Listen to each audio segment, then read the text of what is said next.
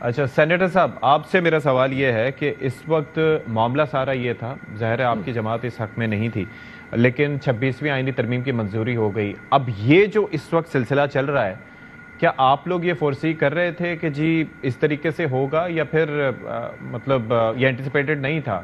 کیونکہ مختلف آراء پائی جا رہی تھی کہ جی 26ویں ترمیم ہو گئی تو اب تو معاملات سہولت میں ہی رہیں گے اور حکومت کے لیے آسانی ہوگی، لیکن ایسا ہو نہیں رہا. اعوذ باللہ من الشیطان الرجیم، بسم اللہ الرحمن الرحیم. پہلے تو ساتھی صاحب یہ بتا دوں کہ جو کہا جاتا ہے نا کہ 26ویں آئینی ترمیم 2/3 سے پاس ہو گئی، اس پورے کانسیپٹ میں ایک بہت بڑا فلا ہے کہ جس طریقے سے اس کو پاس کروایا گیا وہ کسی جمہوری روایات میں نہیں آتا. یہ کوئی کرائٹیریا نہیں ہے، کوئی نمبرز نہیں ہے کہ انہوں نے اتنے نمبر لیے اس لیے یہ پاس ہو گئے، اس سے کوئی سی ایس ایس کا میرٹ نہیں تیار ہوگا.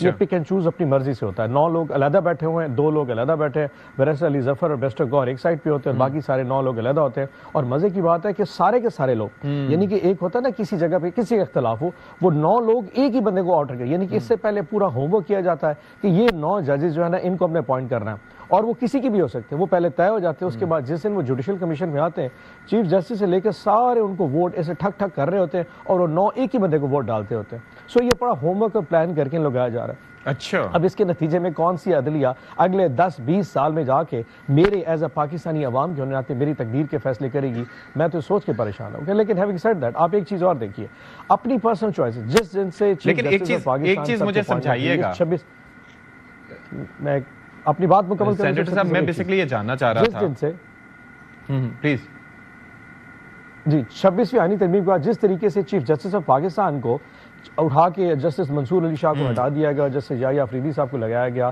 اسی طرح لاہور ہائی کورٹ میں ہوا. آج ہمارے جو 2 اراکین تھے انہوں نے جوڈیشل کمیشن پاکستان میں پوائنٹ ریز کیا کہ آپ اس کو تھوڑی دیر کے لیے ڈیلے کر دیں. اس کی وجہ بڑی سمپل ہے کہ جس طریقے سے، اور انہوں نے بڑا رائٹلی کہا کہ جس طریقے سے آپ نے لاہور ہائی کورٹ میں سینیورٹی کو ملوث خاطر نہیں رکھا، جس طریقے سے آپ نے سپریم کورٹ میں رکھا، تھوڑی انتظار کر کے اسلام آباد ہائی کورٹ ہے اس کی سینیورٹی لسٹ کو بھی ایک دفعہ فائنل ہونے دیں تاکہ پتہ چل جائے کہ کون سا جج سینئر ہے کون سا جونیئر ہے. اس سینیورٹی لسٹ جو آئے گی اس کے نتیجے میں پھر آپ نے جس کو ایلیویٹ کرنا ہو ان کو اٹھا کے آپ سپریم کورٹ لائے. لیکن کیونکہ مائنڈ پہلے بن چکا تھا، سینیورٹی لسٹ ڈزنٹ میٹر کون سینئر ہے کون، یہ کوئی میٹر نہیں کرتا، جس کو دل کرے اٹھا کے لگا دیں. اس نے کہا نہیں ہم نے لگانا ہے. پھر ہمارے اراکین دونوں نے اس کے اوپر واک آؤٹ کیا، اور جس کے ساتھ جو سینئر ججز ہیں جسٹس منصور علی شاہ، جسٹس منیب اختر، انہوں نے ساتھ واک آؤٹ کیا. سو ایسا پروسیس جو خود فلاز سے اتنا زیادہ انٹینگلڈ ہو، اس کے اوپر کسی کا اعتماد نہ ہو، اس کو کرنے کا فائدہ کوئی نہیں. سو یہ ساری جو ایک کہانی ہے کہ 2/3 امینڈمنٹ اور 26ویں ترمیم اور یہ کچھ الٹیمیٹلی یہ سارا کا سارا میلہ جو اس قوم کو پاگل بنایا کے سمجھایا جا رہا ہے، یہ ساری جمہوریت کا ڈھونگ. لیکن آپ یہ دیکھیں سینیٹر صاحب، وہ کہتے ہیں نا کہ بات نکلتی ہے تو پھر دور تک لگ جاتی ہے. آپ کو یاد ہوگا کہ جب قاضی فائز عیسیٰ صاحب چیف جسٹس نہیں تھے اور اس وقت ان کے لیے راہ ہموار ہو رہی تھی کہ جی وہ بنیں گے، پھر وہ ایک ایسٹ ریکوری یونٹ آیا، پھر پتہ نہیں نہ جانے کیا کیا ہوا، پھر اس کے بعد ان کو جس طریقے سے سائیڈ لائن کیا جاتا رہا اور پھر ان کو کیسز میں ہی نہیں رکھا جاتا تھا جو آپ کی جماعت کے بانی کے کیسز ہوتے تھے، آپ کی جماعت سے متعلق کیسز ہوتے تھے. تو even that wasn't the right thing to do. Do you agree with that? سب دیکھیے گا، ایک ہوتا ہے میں بتا دوں، کہیں نے اگر کسی پروسیس کو کسی نے خراب کرنے کی کوشش کی وہ تو بالکل زیادتی ہے، کوئی بھی ہو سکتا ہے سسٹم میں، چاہے اس پہ ایسٹ ریکوری یونٹ ہے یا جو بھی دیکھا جائے.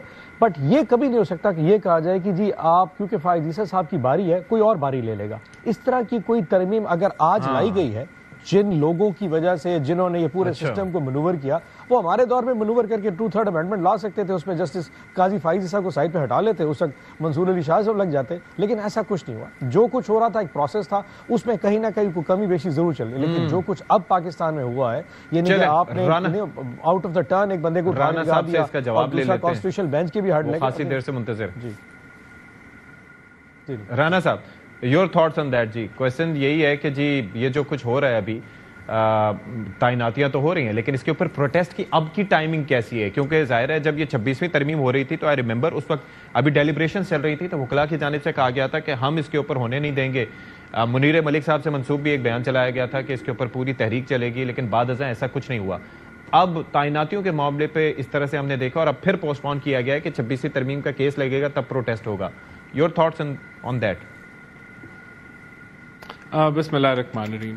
دیکھیں سب سے پہلے تو جو کسٹوڈینز ہیں جوڈیشری کے، جو لائر کمیونٹی ہیں، جو لائرز کی جو بارز ہیں، آپ نے جس طرح ابھی ذکر کیا رؤوف صاحب نے بھی، کہ کہ سپریم کورٹ ہو جائے, پاکستان بار کاؤنسل ہو جائے, KPK, بلوچستان, پنجاب, سندھ, ساری بار کاؤنسلز نے یہ جو آج پروٹیسٹ ہوا ہے اس کو ریجیکٹ کیا ہے, کیونکہ اس پروٹیسٹ کی کوئی منطق نہیں بنتی. جو آئینی ترمیم کرنے کا جو رائٹ ہے, جو حق ہے, وہ پارلیمنٹ کے پاس ہے اور اس کا پروسیجر فالو ہوا. اب اس پروسیس کے اوپر اگر رون عباس بپی صاحب نے جو ہے الزام لگائے ہیں, تو ان کی تو پوری 4 سال کی حکومت پہ اسی طرح کے الزام تھے. جس طرح یہ جو ہے وہ بلز پاس کیا کرتے تھے, جو یہ اپوزیشن کے ساتھ کرتے تھے, تو یہ الزام تراشی تو چلتی رہے گی. لیکن آن ریکارڈ کیا چیز ہے کہ آئین قانون کے مطابق پارلیمنٹ نے اپنی آئینی ترمیم کی اور اب وہ امپلیمنٹ ہو رہی ہے.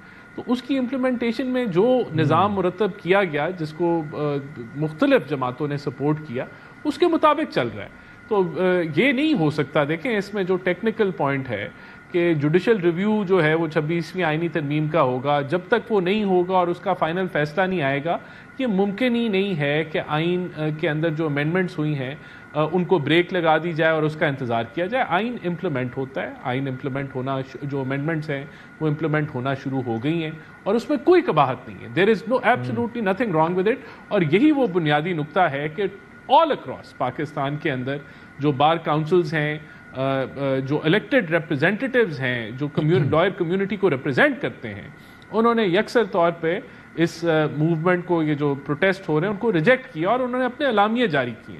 تو یہ جو ہے بیسکلی جو اب مین بات یہی بنتی ہے. باقی دیکھیں اب آبویسلی اس کے اندر جو پرانے نظام کے جو لوگ بیٹھے ہوئے ہیں, ان کو اگر کوئی چینج آئی ہے اور آئینی طور پہ وہ چینج آئی ہے اور اس سے ان کو امپیکٹ پڑ رہا ہے, تو وہ اس میں ریئیکٹ کرتے ہیں. لیکن اب یہ چیزیں سیٹل ہونے جا رہی ہیں.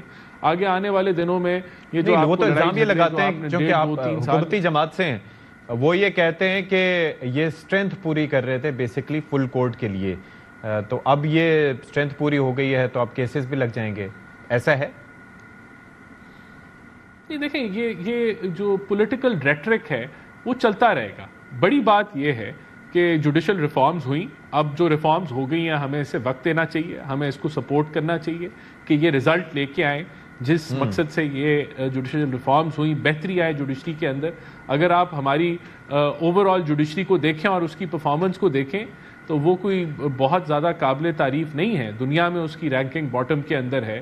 یا تو وہ بہت اچھا کام کر رہی ہوتی, بڑی اچھی ڈیلیوری دے رہی ہوتی. آپ نے تو ایسے تماشے دیکھے جس سے نہ صرف ایک وزیر اعظم کو چٹکی پہ جو ہے اڑا دیا جاتا تھا, اور کس طرح پولیٹیسائز ہوئی آپ کی سپریم کورٹ. تو ہمیں اب اس سے باہر نکلنا ہے. ہم یہاں اداروں میں آپس میں لڑائی اور پھر اداروں کی اداروں کے ساتھ لڑائی, ہم اس ماحول سے نکلیں. ملک جو ہے وہ بہتری کی طرف جا رہا ہے, اکنامک سٹیبلٹی سے گروتھ کی طرف جا رہا ہے, تو ہمیں ان ریفارمز کو بھی وقت دینا چاہیے. انشاءاللہ اس سے بہتری آئے گی.